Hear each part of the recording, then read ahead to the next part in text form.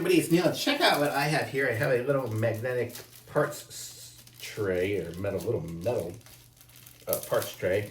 I'll show you guys kind of what it looks like here if I can open it up. So, let's see, how we got this here. So this is what the tray looks like here. It's got the little spaceman kind of going on it and on there. Pretty cool, nice for a little jewelry and stuff on the side. And then we have, did I say magnet? I just meant metal. Metallic, not magnetic. But, I don't know, maybe it's magnetic. I don't think so though. And then we have the lid here. Oh, maybe it is. Let me see. Do I have something metal?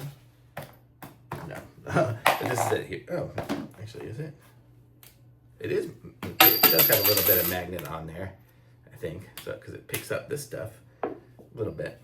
But it's like a little tray cover for it. Oh, it kind of does magnetize on there a bit.